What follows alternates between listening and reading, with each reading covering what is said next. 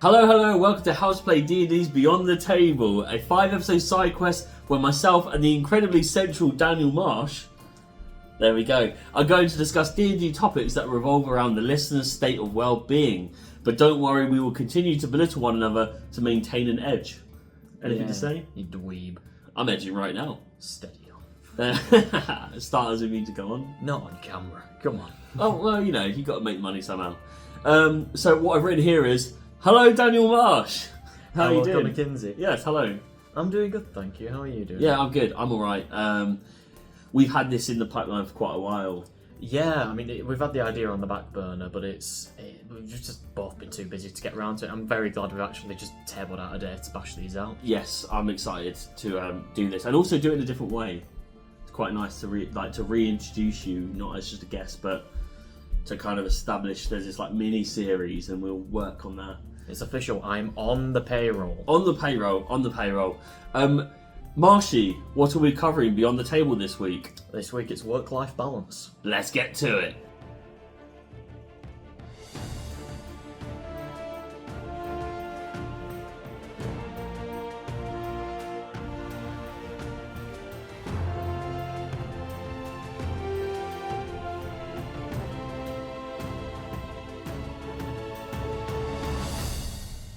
Okay, so this week's topic beyond the table is work-life balance. It's the only part that a job description will definitely state before slapping you with a name badge and removing the balance from your bowels, arse first with a bill hook. If you found that too vivid, you haven't worked as a creative. Or in Asda. I haven't done either. Yeah, there we go. Never had your bowels removed? Unfortunately not. You're missing out. Also, Asda, friend of the podcast, not friend of the podcast. Don't be seen. All right, so we're talking about work-life balance on this episode. What do we mean? Well, I think clues in the name for start. It's the balance. It's the balance between your work and your life work, but also putting that to balance with the work behind what it takes to either run or play in a campaign. Yes, so even though these are like beyond the table episodes, it's kind of like how you go about your day and your kind of like well-being in conjunction with the fact that you're playing or DMing, right? So yeah, because it takes a lot of time out of your week, out of your month, depending on how often you play. Yes. So it's important to definitely put time aside for that, and then make sure the rest of your life you keep time for yourself and make sure not to take away from your daily responsibilities. Yeah, and it's work-life balance is so important as well, because obviously outside of D&D stuff, but it's a big problem I think in D&D. I know I really struggle with it because I get to work and I just literally want to do stuff for the podcast or for like the clothing side of it. Or I go, something happens at work, you go, God, I really want to write my session now. Like, I've got this thing. Yeah. Oh, I've just thought of something. It means absolutely nothing to my session. But now it's encouraged me that I want to just spend the next hour writing something for next Monday's piece. Do you know what I mean? Oh, that's a great idea. Oh, yeah. And you're not there. As soon as that creativity strikes, I mean, yeah, the amount of times I've had like a quiet morning at work and I've been like, oh, I could be writing something, but it's not hit. And then I'm busy. Yeah, and I'll be in the middle of like writing some code, and then all of a sudden, oh, this is a good idea for D&D. Yeah. But I've got to keep that separate. It's tough, and I know we're kind of instantly getting into it, and it's kind of slightly serious, but it is really important to find that, and that's not meaning this isn't an episode where we go, all right, how do you refine what you do at work so you've got more time to play D&D? Sometimes it's a case of work literally pays your bills, and as sad as it is to say make sure you focus on your work, don't think D&D means you can just stop working and D&D is your focus. God, it's a dream, right? But it is a dream. So it's like, how do I use my evenings or my weekends or the Monday I randomly have off because I work weekends or whatever to make sure you're getting the most out of that? And also, life isn't just your D&D hours, it's like family time, partner time, making sure that actually you don't have to be there every Monday for D&D. It's important to not make it a schedule that feels like work in itself for your own mental well-being, and that like you can go to the friend's birthday. Sometimes it's alright to just like have a day off and make sure that everyone knows that. It's also important that people in your group understand that today's not your day, or like next week's you're busy. It's not the end of the world. You're not saving lives. And that isn't to say that you can keep ducking out on my sessions, No. because I will write your character to death. Lars.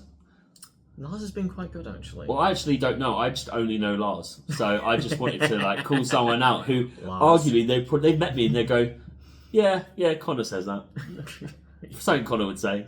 That is something. Yeah, we'll take it to heart. You have said it. Yeah, I've just said it, and so you're a liar if you say I wouldn't say it. Yeah, it's not to say that you can go ducking out on your sessions, because it's Yeah. a commitment to your friends, and that's part of, I think, your life balance. It's a social event. You should certainly keep these in your life. It is Not social always- heavy. It's not work. D&D is fun. It's fun. Stick around. But it's also a thing of, you need to make sure you've got these healthy boundaries with your work self, with your family, and with your friends, where you feel comfortable to say, I've got too much going on at work, I'm sorry, I can't do this tonight. Yeah. I'm going to see a family member who I've not spoken to in a few months, I'm going to do this tonight. Oh, I'm going to be a bit late tonight, I got home from work late and I've not had a chance to eat yet. Yeah. You got to make sure you set aside time for the essentials and really take things at your pace, where I think a lot of people feel stressed, in like, especially in the recent working climate, where everything has to be like timetable down to the last minute. I think it's a real problem. Yeah, life isn't meant to be like that. Like, I am obsessed with time. I find it really rude if someone cancels on me that day. But I then have to think about how the rest of humanity thinks and not me, and go, well, actually, unless it's like past the time we're meant to be meeting up, or in the last 20 minutes before we meet up, like, things can happen. Your train might be delayed. Like, you do you know what I mean? You did get home late, or something's just happened in that moment. That's the kind of thing where you actually have to think about the fact that, like, things do come up. The difference is like boy cry wolf, where it's every week. It's actually just the person's shitty, not the situation they're in. Yeah. You know, and you have to you can't take that for granted either. Oh no. I'm trying to think what else there was. I had it when I was helping run the West Marches server. Arguably, I'd say I was running the West Marches server. In terms of the only one, it's a bold claim, but I was literally the only one running sessions for literally a year, and I was running 3 to 4 sessions a week, which is an insane amount of sessions. That is a lot of I was work. running a session in every weekday. So yeah, bold claim, but also it was more work than my work. And that is a very poor example of work-life balance. Yeah, that's like doing something fun that then becomes not fun because it's more work than your work. And the only people getting anything out of that are the people attending your sessions, because they're only doing it once a week and you're doing it 4 times a week. And that means you're not having fun. Also, there's no creativity because you're just making something happen for the sake of keeping consistency up. But no one else cares about it because, you know, it's D&D and they just want to get their fix for the 4 hours and go home. So you also need to think about that. The time you put in, that balance of time, is really important to go, do I have a whole Sunday to write up my session for Monday? Probably not, and that's not a problem either. It's good to be able to wing some of it, to make sure that you do use Sunday to spend time with people, to have the day of rest when you've done a whole week of like shitty work, and make sure you've got time for yourself. So here's a question for you. What do you do, you know, if you've had a busy week and you've had an intense session of D&D? Yeah. What do you do to really just like unwind from the lot, a bit of like a quiet space away from all that creative, the social, the working energy? Usually, I mean, I never find the sessions intense. Like, I genuinely love it. My biggest problem with D&D, in the current situation I have where work is so life-consuming in terms of the hours because of travel and whatnot.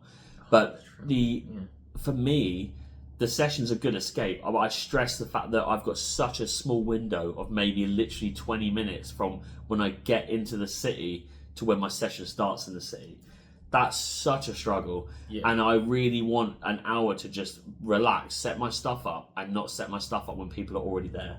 Mm-hmm. And but my escape from it after is that I know that, for instance, my session on this coming Monday, tomorrow, Sunday, I will do nothing, and then I'll set aside some time to do it. And it might seem last minute because it's the day before, But that means I've definitely had 2 weeks of just kind of doing what I want and then giving myself a pocket of time.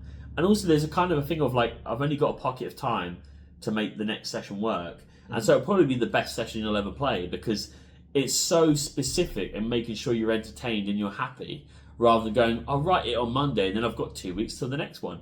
Like, you don't take it for granted. It better be good because you haven't got time to kind of filler it, you know? So sometimes that's nice, that time pressure. But it's a time pressure I've had all day to just chill. So what about you? I mean, definitely. I mean, it's a very fun time playing D&D, and I'm very lucky to have a party that I really enjoy playing with. But having multiple neurodivergent conditions, that amount of social energy really burns me out, especially after a full day of work. Yeah. So we usually play on a Tuesday evening. So I've had an 8-hour working day, followed by, I mean, we usually start at 6:30, finish close to 10 p.m. So that's 3 to 4 hours of social activity. It's the same for me on a Monday. Yeah, it's a long, long day. So what I usually do afterwards is, you know, I might have a bit of a doom scroll. We're all, let's admit it, we all do it a bit. Yeah. But I will, like, it's a bit of like what I do if I've had to be in the office, because I really dislike being in the office. I will, like, fully make my room dark. I'll make my room quiet. Okay. And I will sit there and just let myself rest in pure absence and peace. You've got this like echo chamber of like it's just it's almost like this sensory deprivation that's it's a duvet instead of a weird bath. Yeah. Nothing wrong with weird baths, just saying, for anyone out there interested in that. If anyone's got a sensory deprivation tank in their bathroom, let me know. Excellent post D&D session. Oh yeah, and I can fill it. No, yeah, that makes complete sense. I think with my neurodivergence, it's I'm very good at compartmentalizing things. That I can separate that from the work, and the only thing stopping that is the time between to transition, which is what stresses me out. I do think having the break after, and just like I said, doom scrolling, just see something that exists outside of work. And it might be other people living their lives, but do you know what? At least someone is, and that's enough. Doom scrolling can be good. If your only hobby is doom scrolling, sort your life out. But if it's just the pocket of time you got between having to go to bed and then go back to the work, you know, you can't exactly go for a walk at 1 a.m. So you can. You can. I wouldn't recommend it. No, not in this city. So yeah, that's I fully believe in that. I think it's way harder as a player because as a player. As a DM, I know what my session is going to be next. I've got the confidence because I've made the session to go somewhere. As a player, I hopefully have confidence in you that I don't know where your session is going next. Like, you're good enough to keep me unsure but excited, and then I'm gutted that the session ends, and then I spend the next week or 2 weeks wondering where the session ends, and that means I don't switch off, and I probably find that way harder to escape from. And then I'm at work going, well, actually, all I've enjoyed was that one thing I did 2 weeks ago, and I've spent this 2 weeks having the worst time of my life at work, and I really want that session to hurry up and come along, because I don't know what's going to happen next, right? It's like Christmas is coming up, but I've got to wait to find out what that looks like. Not it's a comparison. I suppose it's fully right, and it's a pretty much the exact same concept experienced by a lot of neurodivergent people, like what we call waiting mode. When you got something on in the afternoon, and so you literally can't think of anything else during the day. It really messes up your work-life balance because you can't focus on work, you can't focus on life. You're just waiting for this one thing. And if that one thing becomes D&D in 2 weeks' time, then you've got a real problem. Yeah, it's a proper struggle. So I think definitely finding coping mechanisms to go home and really switch off from that, compartmentalise it. Yes, you're looking forward to your next session, but being able to go on and live your life, I think that's really important. It's going to be different for different people. Obviously, everyone has a different brain. Everyone does different work and relaxes differently. But finding something that works for you, finding something you enjoy, it could be another creative outlet, it could be a TV show you like. Anything at all that really helps you keep things separate and have time just for you to relax. I think that's seriously important, regardless of what it is that's taking your attention. I tell you what, in the D&D world, what I found better is if you're going to do stuff outside of work and D&D, but D&D is your hobby, which arguably is pretty much my hobby, or everything kind of revolves around it in different ways. I would never guess that. No, is to like, we don't plan each other's sessions, right? Yeah. But we've spent the day to day talking about things happening in our campaigns, and that's really good because from a DM perspective, you're going, oh, that's a good idea, or oh, I would never have thought of that. That's quite fun that I know someone's doing that, or oh, this happened to my players, and it's nice that we've not both experienced that. It can be nicer when you can chat because you've got something that you can both share, that you both experienced, but it's also a kind of like a mini escape from your everyday, like your D&D schedule, to just almost kind of have throwaway conversations, and you might learn something new, and it's not like I'm only ever with you. It's almost like having a partner that you work with, and then do all your hobbies with, and there's no moment of like break. Escape, and it's nice to be like, that's not a bad thing, but it's nice to be like, I can put all of these in boxes, going back to that compartmentalised thing, and be like, right, well, we do that, and then I go to this person, we do that, and it's not like everything we do is us and it's suffocating, or oh, you already know that. It's a good way to it's good to find someone in the community that you can have that relationship, that connection with, but it's not all or nothing. Yeah, which is nice. Same with, like we said, with a partner where you could have different interests with each other and still come together and have the conversation, and it's not like the end of the world if that doesn't work. What else can we bring to the work-life balance thing? I think there's quite a few. This is a topic we've actually been talking about for ages that kind of drew us into doing this 5-part series.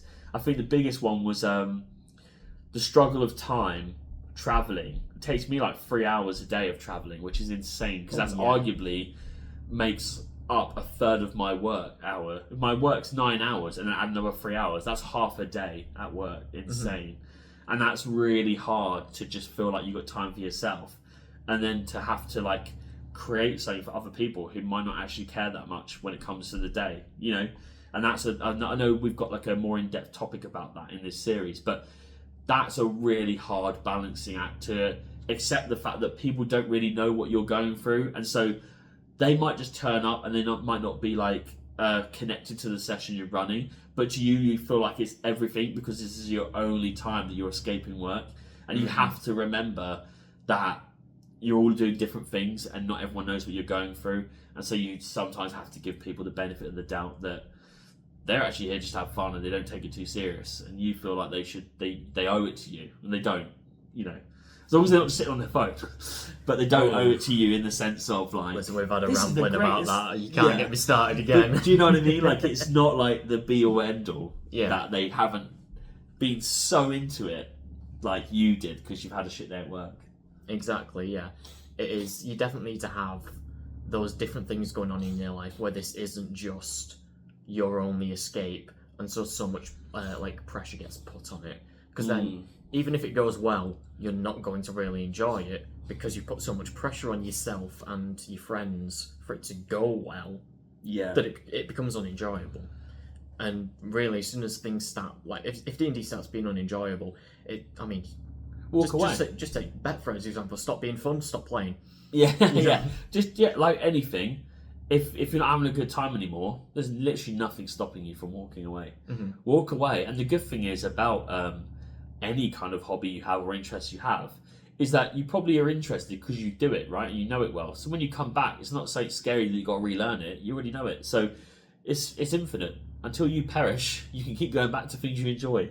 So it's as simple as that. And I guess on the opposite side of that coin, that I was trying to find a terrible segue into, which I just did, was being too scared to get involved in D&D. I've had a few people on the podcast message through Instagram recently asking very basic questions that obviously outside of the podcast will always I literally answer every single question because why not? Their whole point is to teach people.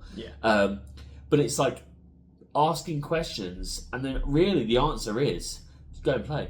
Like, don't be too scared to try it. Don't be too scared unless you literally unfortunately come across a table full of people like crusties who've been playing for 40 years, every rule.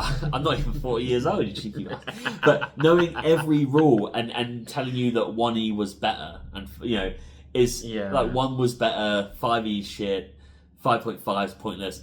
Unless you've got people like that who are just there to complain about the good old days. Well, they don't exist anymore, mate. So, like, which arguably I've not really come across that. I just see it a lot online.